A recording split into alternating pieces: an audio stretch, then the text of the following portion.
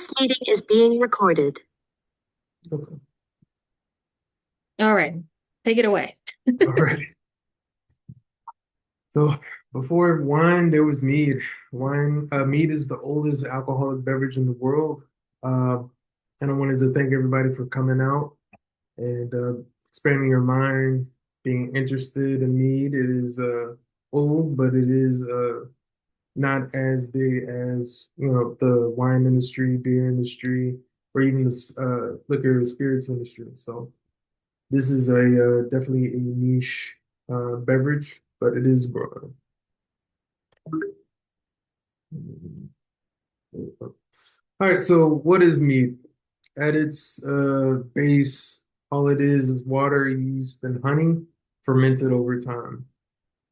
So a little bit of father time never hurt. So that's basically what it is. Everything else kind of goes up from there, but pretty simple. Just kind of like wine, grapes, and time and some yeast. So very similar, very similar. All right, so I'm going to talk briefly about the science behind mead a little bit. These are for the science and wine nerds who, are really interested to get to know a little bit about mead and the how it's made. All right. Like wine, the main sugar source for fermentation is glucose and fructose. Uh, you can also have some other sugar additions as well, like sucrose. Yeah, it's basically table sugar. So, but just like wine, those are the main fermentation sources, sugar sources. But unlike wine, there's no malic acid. So, malic acid, for you guys are not familiar with, is a it shows on the skin of a grape, right? Is present in the skin of a grape.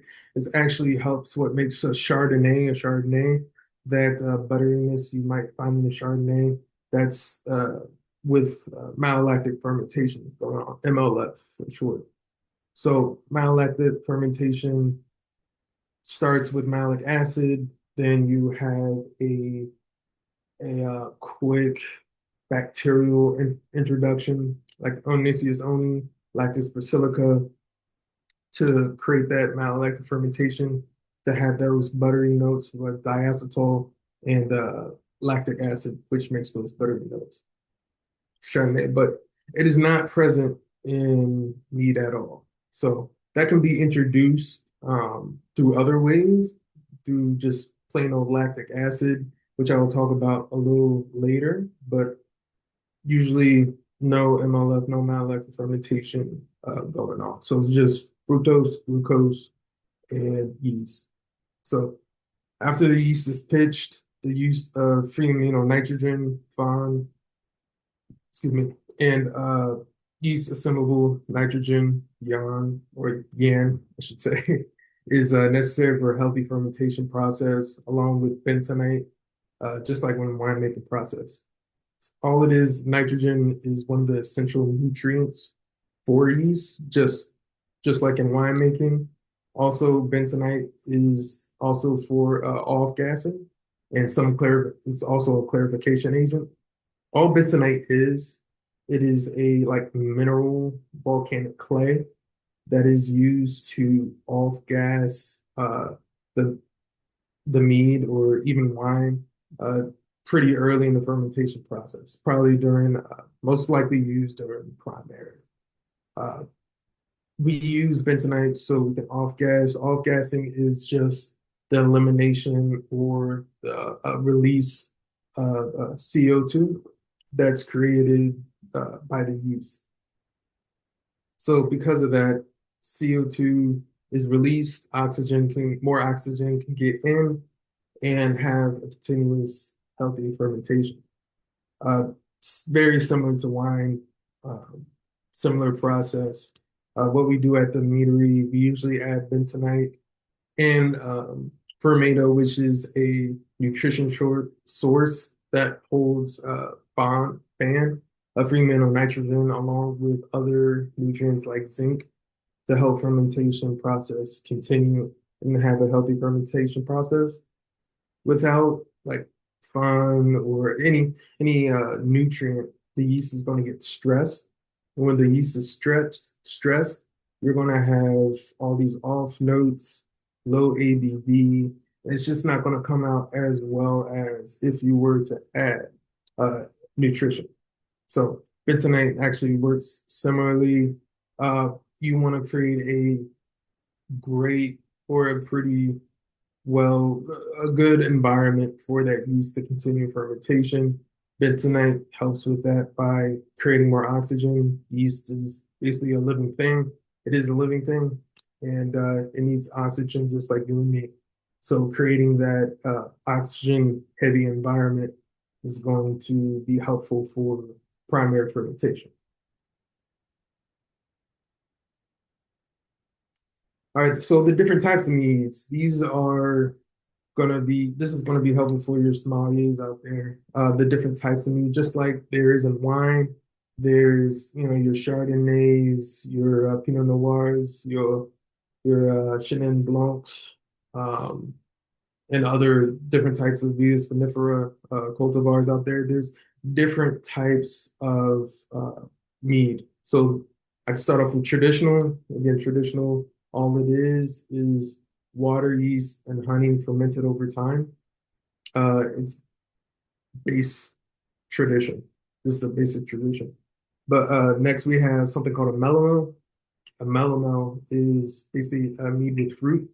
Fruit can get added whether it's black currant, blackberry, cherries, other things that we add are like prickly pear in our meadery. So fruit additions can be added in primary, secondary, or even post fermentation. I personally recommend having fruit additions all throughout primary, secondary, and post fermentation to have a well balanced and a nicely complex and bold, flavorful mead. So that's what I personally recommend. Next, we have a hydromel. Hydromels are meads that are below 7.5%. Usually, meads are around 12 to 13. That's very similar to wine. It's a little bit above your usual wine, but that's going to be 12 to 13 is going to be its usual amount. But you can make a hydromel in several ways by manipulating the Brix content. The Brix content, for y'all who don't know, I'm pretty sure everybody, most of y'all know, but if everybody doesn't know, all it is the amount of sugar in solution. Using a hydrometer, you can test to see how much Brix is in solution. You can also test gravity as well for any beer aficionados out here. You can also test the gravity like that as well. But having a low ABV mead is gonna be a little different, lighter in taste, but still you can make it flavorful if you do it right. And for the winos out there, there's something called a piment.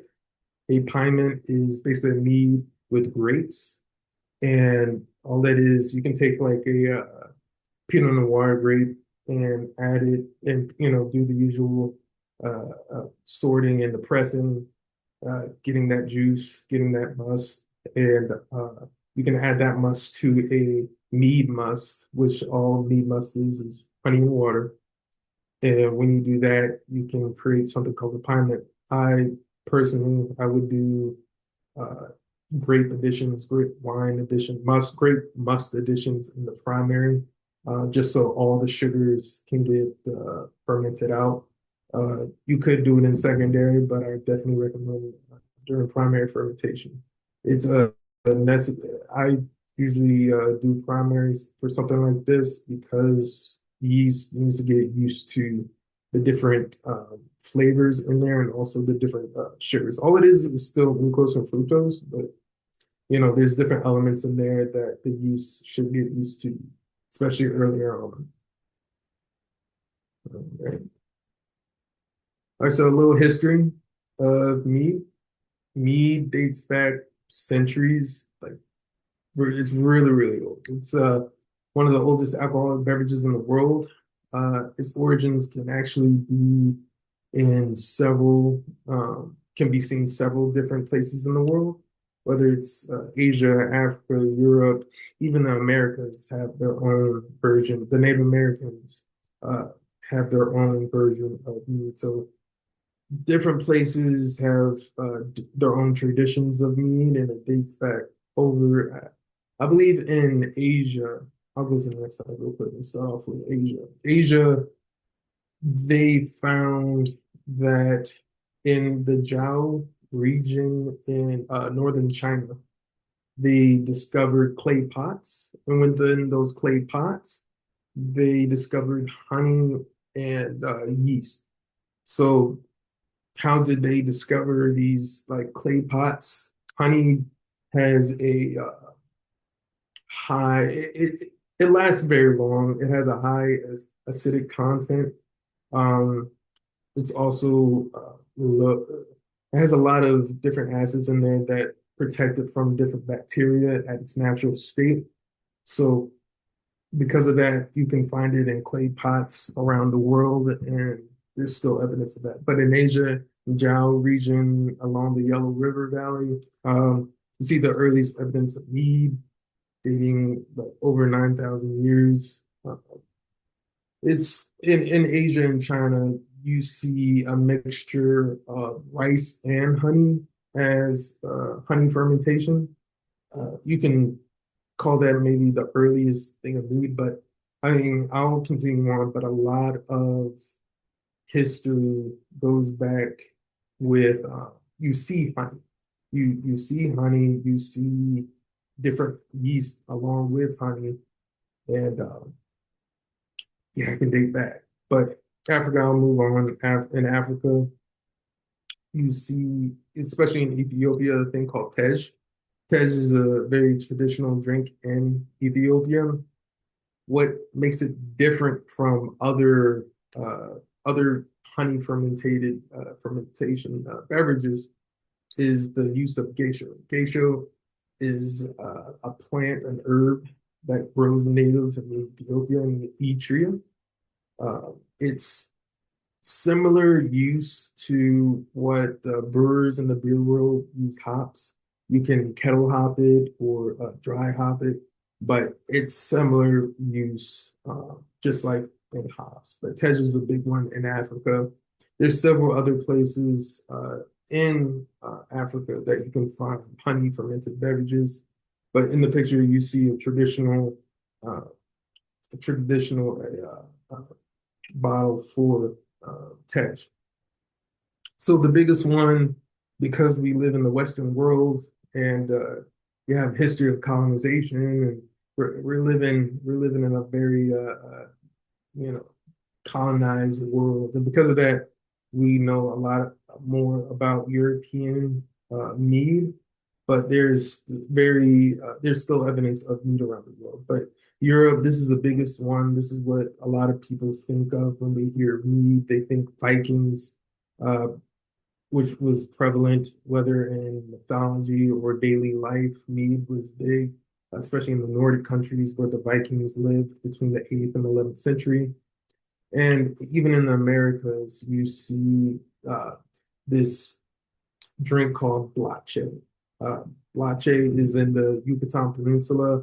It's a traditional beverage using water, honey, and bark from the blache tree. It's only really used in community gatherings, just community gatherings and whatnot.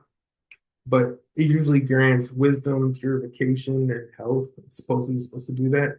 Um, you can definitely have good wisdom once you have enough. I'm sure there's some wise choices going on if you have enough. But yeah, that's pretty cool. Cool.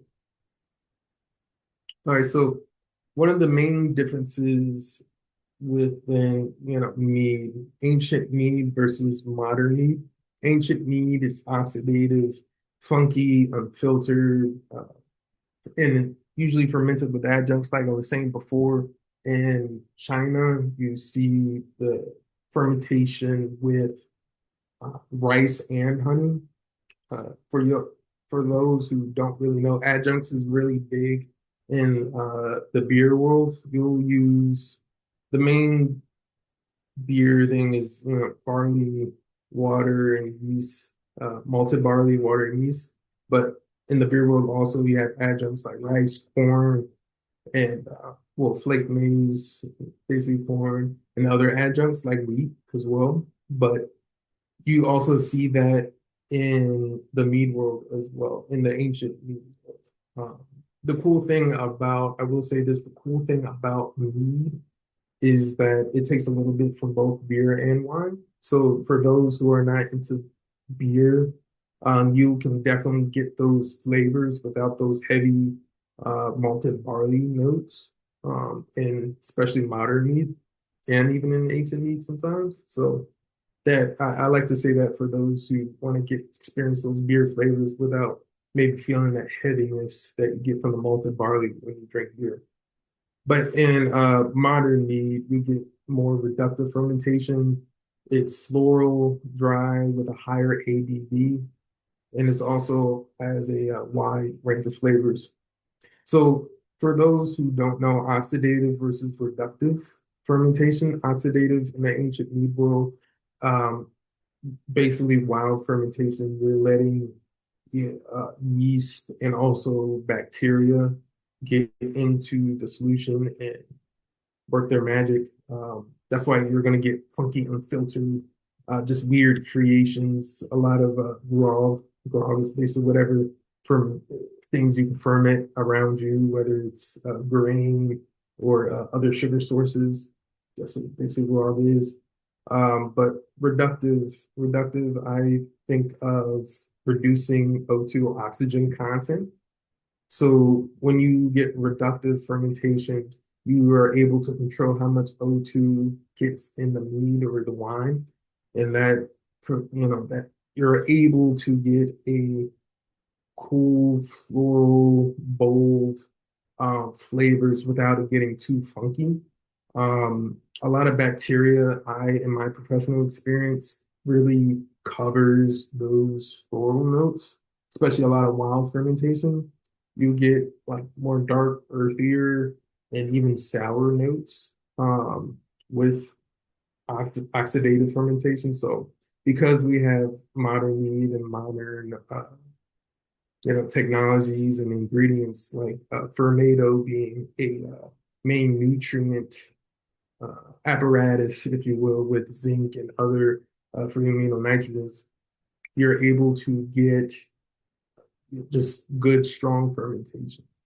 So that's why you get definitely more bold, floral, even dry. You're able to ferment all the sugars out of solution, with the presence of nutrients, which is a big deal, very big deal, and it helps healthy fermentation and having less sugar and more drier wine-like, modern wine-like, more flavors. Wide range of flavors. Like I was saying before in the other slide, there's different types of mead out there. There's different styles. Some of the styles I didn't mention that are big in the modern mead world is called sack or grape mead. Grape mead is basically a mead that's between 14 to 18% ABV. That's easy to achieve if you raise up the bricks content and also incorporate good amount of nutrient throughout the primary process. So that's super huge. That's super huge.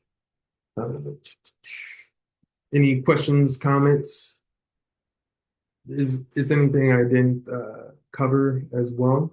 And after the questions and comments, I can get into what I'm drinking and what maybe you're drinking as well. I do have a question. Sure. Can you hear me? What are some of the common misconceptions people have about mead when trying it for the first time? The biggest thing I see, the question I get is it sweet? With depending on where you're getting your meat from, it can be. At Clear Skies, where I work at, our traditional, all our traditionals, all our sugars are fermented out.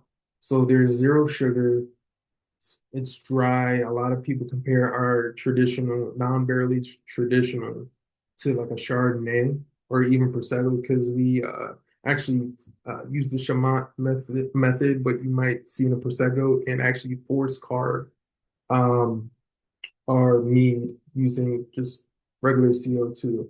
So you can definitely get drier notes to it, but for first timers, common misconception is it sweet? And I will say not always. I will say not always. Okay, thank you. Of course. Yeah. What made you so passionate about mead, versus like, wine or beer or, brewing spirits or anything like that? Yeah, so great question.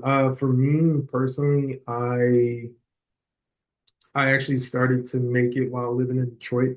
Um, I was in a whole different industry. I was in the automotive industry, doing car infotainment reviews. Funny enough, before I got into this industry, so graduated with a film degree and got into filming car infotainment systems with a small company. And on the side, I was still really into. First, I was into beer. Tried making beer, didn't work out. Beer is really hard to make. I honestly think for anyone who wants to get into just making alcohol or any fermentation, I think you should start off with beer. That's just a side thing. But um, for me, making mead was a hobby and it actually allowed me to flex those creative muscles in a not so creative industry. So that's why I got into mead. Then some years later, a year and a half later, came back home to Maryland and started bringing my homebrew mead to different meaderies and stopped by Clear Skies. I thought it was pretty good and uh, got a job, so I'm here now. Nice, nice.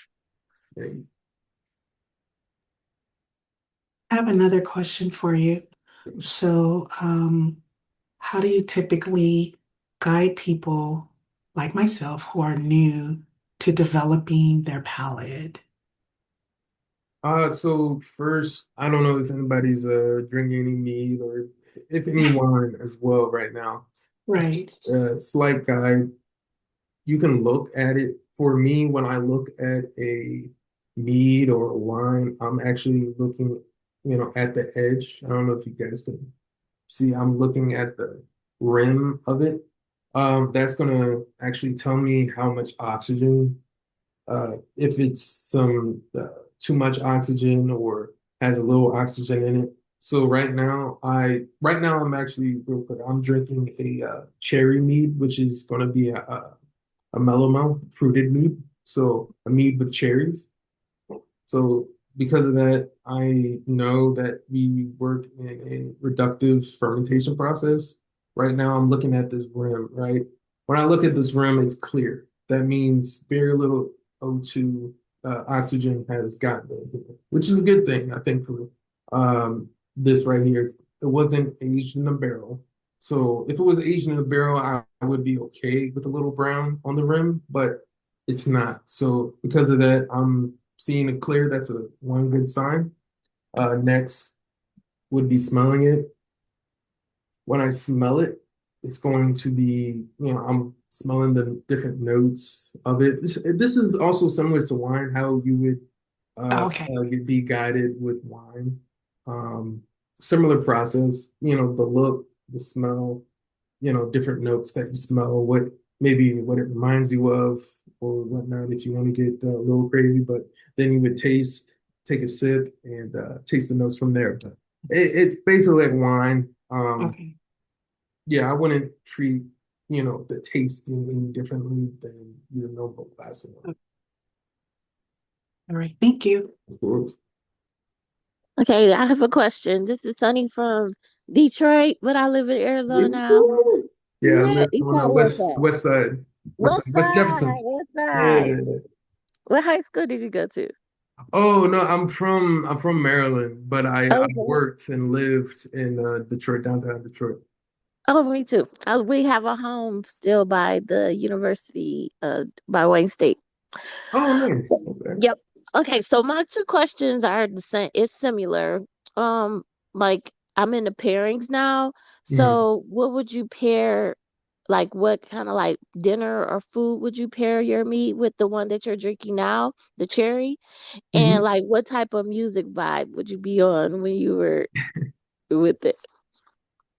So good question. Food pairing with this. So I like to say our cherry mead reminds me of like a Grenache rosé.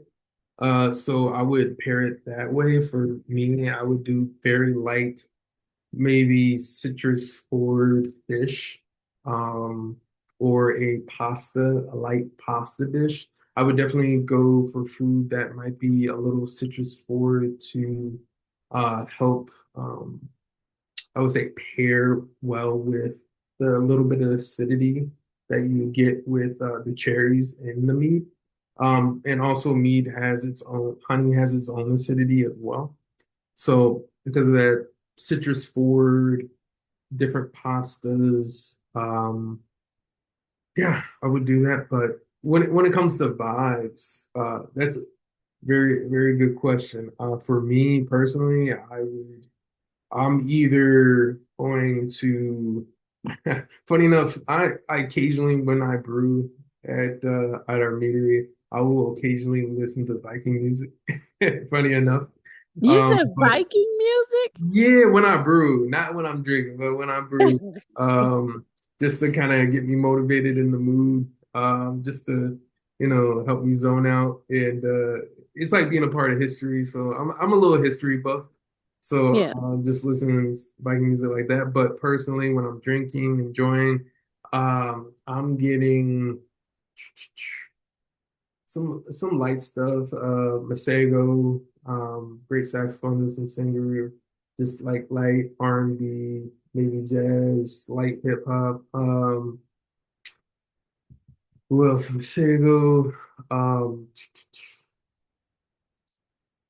who else? I got you making me look through my music catalog real quick. Um, I'm a Atlanta theme. My part of my family's from Georgia, so I know a lot of just Atlanta artists and whatnot. So like Spillage Village, which contains like JID, also Yeah. Atlanta Earth Gang. I'm a bigger JID guy, so I'd probably go with them, just kind of like lyrical hip hop or some just good R&B, maybe some classic R&B. Yeah. Yeah. All right, thanks. hmm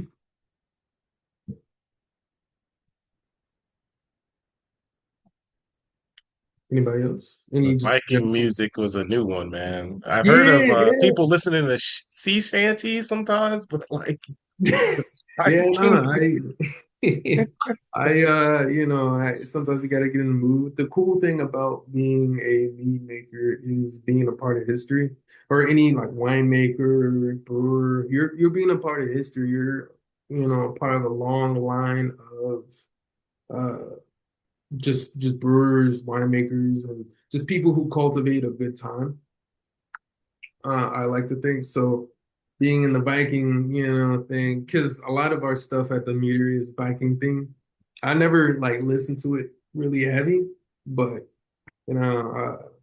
over there got kind of introduced, and I was like, okay, I can maybe vibe with this. Um, Speaking of in my personal life, I'm not listening that much, but in the meter when I'm brewing, when I'm making mead, if you will, a little rough and tough Viking music can get you through. This is a very also this industry, alcohol industry in general, is very white male dominated. So a lot of my peers are going to be listening to a lot of different stuff. So not to say everybody, make generalities, but I'm getting introduced to a lot of different things, in this industry. I'm only August will be 2 years since I've been in the industry. So uh, I'm not super far into it, but I got some good experience so far.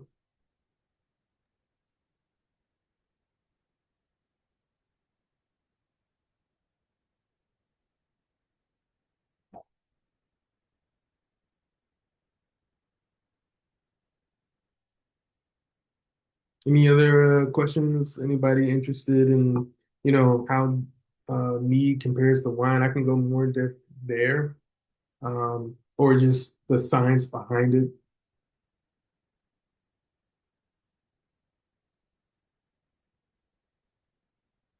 Yes, if you can elaborate on that for us. Sure. The science part, Yes, or the science part. okay, sure, yeah. Actually, I'm gonna go back a little bit. So I gotta explain. So outside of the bullet points I put there, it's very when doing sales, the sales part of it, when I'm at a market or a festival, when I'm selling it at a market or a festival, I usually tell people it's honey wine, even though it's its own category. It's not cider, it's not wine, it's not beer, but it's mead. Um, I compare, make kind of like a honey wine. I like to tell people just because basically it kind of is, because the process of making mead is going to be very similar. Again, there's no pressing, there's no separation between, yeah, agriculturally, there's no honey trees. There's apiaries. So, like in wine, a lot of the wine in general starts in the vineyards. The winemaker can do a lot of things with the addition of tartaric acid and just other acids. However, in mead making, apiaries, all they got to do is harvest the honey that the bees already worked for, and that's pretty cool. But yeah, it's definitely more mead making in the in-house heavy versus wine. But going more in depth in there, you have the yeast pitch. I can start during, I'm gonna go back. First, you want some filtered water. You want to make sure that your water is filtered. You don't have any intoxicants or any just not non water things, minerals that go in that could be in the filtered water. But you want to check your water with your local water source to make sure that there's no uh, nothing you don't want in your water. So that's one thing. Then when it comes to honey, having a good relationship with an apiary is going to be, or just any honey supplier is going to be essential. So different beekeepers or apiaries in your area, that's going to be good to be. But going into the apiary part of it, so there's several different things in just beekeeping work that you want to just keep note of. One of the biggest things is smoke taint, similar to wine. And California, you get these wildfires in California affects the grapes. You can get smoke taint just in apiaries, just like you can get smoke taint in California. However, smoke taint doesn't come and always come naturally like in California. Smoke taint in the apiary and the mead work actually comes from these beekeepers smoking out the different hives, so they can get in, harvest the honey, so the bees can get relaxed. So if they do it too much, you can get just smoke taint in the honey, and because honey is so sugary, it's very hard. Even for me, in the beginning, it took me a while to kind of taste that just in the pure honey, or having to make a little mini must, if you will, just a little honey and water to actually taste that smoke taint. Um, that's a big one. Uh, that's in the apiaries. Also, another apiary concern. I don't know who's on the East Coast, but lantern flies has been pretty huge on the East Coast. Because of that, lantern flies produce this like syrupy, gooey substance with also a lot of sugar. And bees are very like lazy. So because of that, bees can go to that as a sugar source, and that in turn creates very bad honey, and a lot of notes you get are like burnt bacon and smokiness as well when you get bees going into these lanternfly like syrupy uh, stuff. It looks like black honey, if you will, what they produce, but I digress. But you have on the apiary side, those are two main things that I see currently on the apiary side. That then you go into the mead maker side. This is where everything kind of comes together. So you get the good water, good filtered water, and you get the good filtered honey, just good honey. Then you make the must, just like you make must using grape juice minus the pressing, because there's no pressing in honey. You just pour it and mix it, at a certain temperature.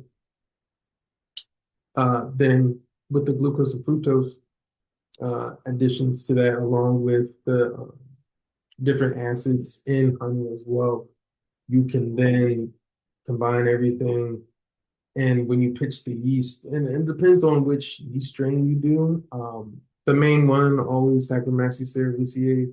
That's the big yeast strain that you can see in both wine, beer, mead, cider. That's the main yeast strain. But you get more in depth in there. You get different types of yeast. The main one that we use in Clear Skies at the meadery I work at is Lowland D47, which is a Chardonnay yeast. So because of that, we don't get those buttery notes because we're not using bacteria, but we get very close to other like honeysuckle. Funny enough, because we're using honey, we're gonna get that like honeysuckle and just various other honey-like notes that you might get in Chardonnay. But the yeast also works very well with a honey varietal that we use called Orange Blossom. Orange Blossom is basically the honey varietal we get in from orange trees.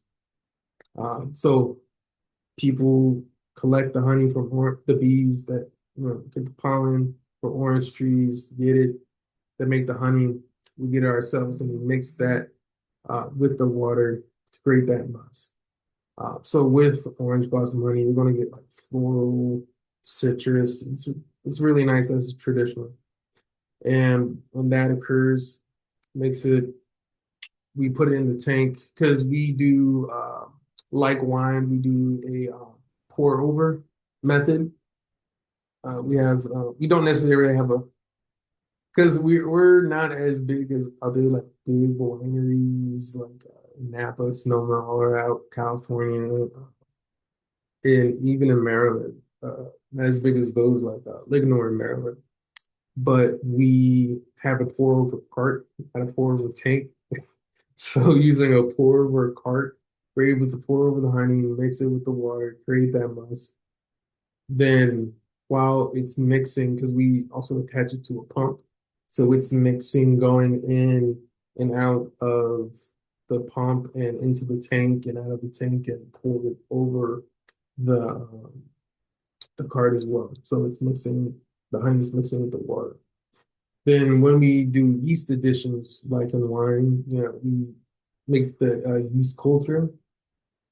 When you make the yeast culture, you gotta be careful how much yeast you use. You don't want to use too little, or the yeast won't be able to really go forward or reproduce for the amount of mead or must that we have. So we usually at the meadery do 30 barrel base batches.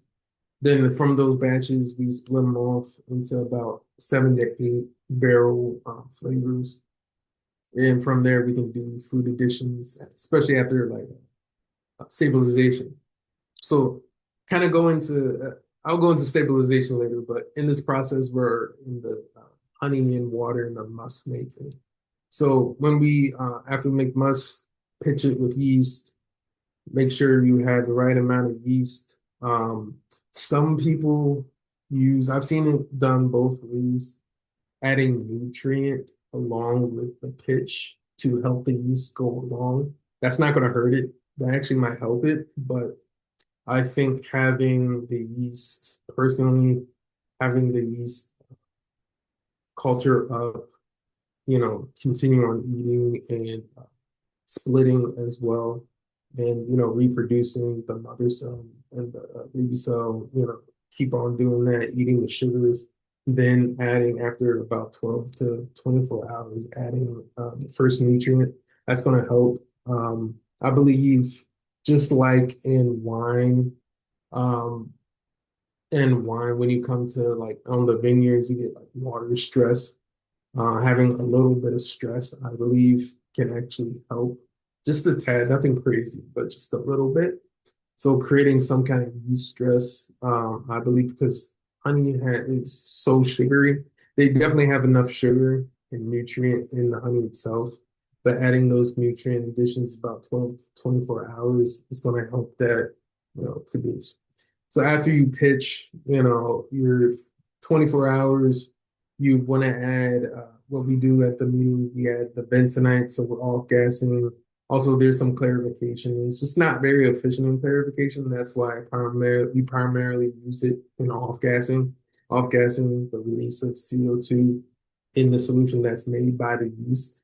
So after the yeast, eats the sugars, off gas it with bentonite. It can continue on, and while the latch is open, the hot port, and we use conical tanks. Conical tanks are just tanks with the cone at the bottom. The hot port is the main port on top. So once we open the hot port, we can add, all our additions, our bentonite, our fermento, which all includes free amino nitrogen. So once we do that, we can close it. Then on the next 3 to 4 days, well, 4 to 5 days, I should say, we add just fermentos to keep that going. We use a calculator on a program called Beersmith. It's mostly for brewers, but you can create different recipes and it'll help you calculate different nutrient additions. So to help you actually make sure you put in the right amount. So that's what we use. So after you put in the additions, you let it go. Make sure you have an airlock on there. We usually have a airlock on the main airport. It's not a it's the main one of the main ports that come on top. It's just a blank thing. It's not any other port. So to create an airlock on there, just using sanitizer solution. Once you have the airlock on there, you can let it ferment. After you've done your fermento and your nutrient additions, you can just let it go.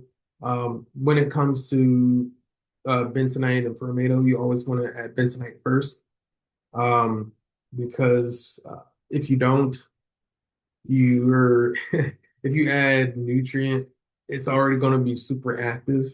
It's going to get really active, and when you add the bentonite, it's just going to explode. And trust me, I've on a couple batches I've added actually too much bentonite too fast. Had things explode. It was very sticky time, but I do not. I wouldn't recommend adding too much bentonite too fast. But after your bentonite and nutrient additions, you can just let it go and let it age in the tank.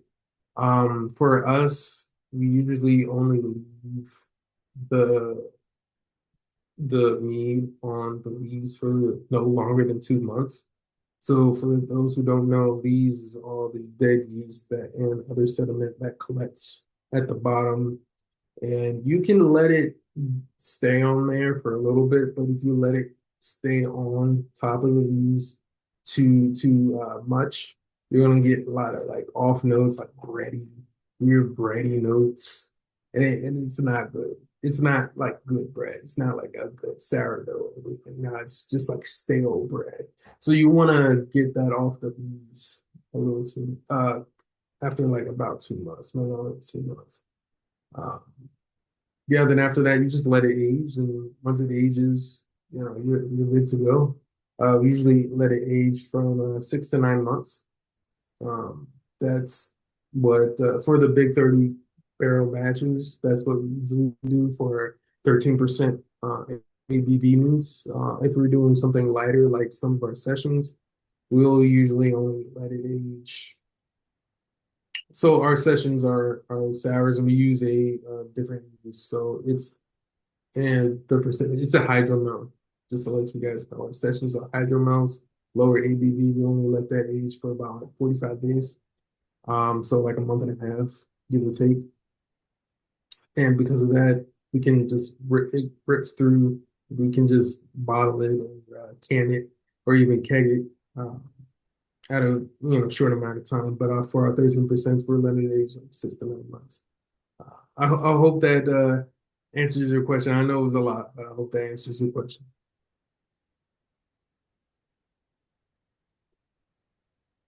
Thank you so much. Of course, Greatly appreciate that detailed explanation. of course, of course. Now I'm over here looking up restaurants in Arizona that carry meat, and I found three. I found three. One and one I think is near you, Mish. So yeah, I think I'm thinking about doing one now, a tasting with it.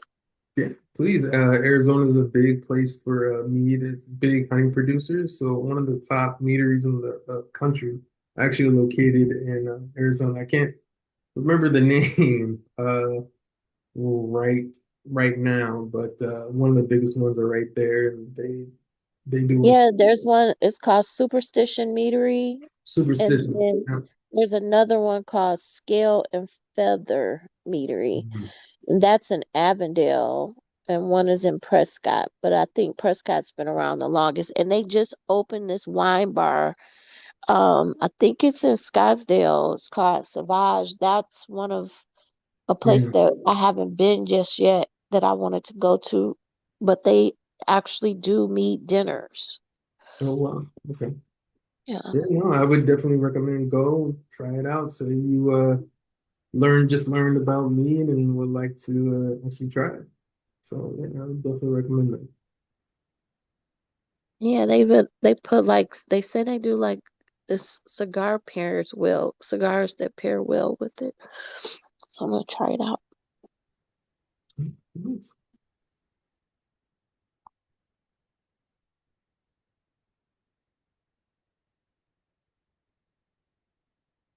Any comments, questions, comments? Is anybody drinking any mead right now?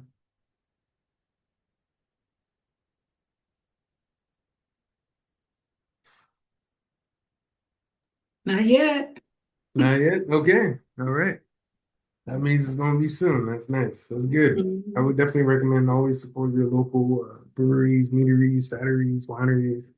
Supporting local is definitely, I'm a huge advocate for. So I recommend definitely going to your nearest winery, meadery, and just trying something new. Always try something new. Always try to expand your palate, and yeah, I feel like it makes you a better person. Just constantly learning and constantly expanding. All right. If no one else has any questions or comments, thank you. Thank you for your time. Yeah, Greatly appreciate it. fine. Thank you. This was Thank really you. super informative and can't wait to get it out. We're going to do a post about mead and, try to educate the masses as well. Yeah. Yeah, please, please. And I'm always here if anybody has any other questions. You can find me on Circle. I am part of the D&D chapter. And yeah, please shoot me a text, shoot me a message, and I'll do my best to get back to you. I'll get back to you pretty soon. So, yeah. All right. Thank you. Good night, everybody. Much. Have a good evening. Bye. Night. All right. Good night.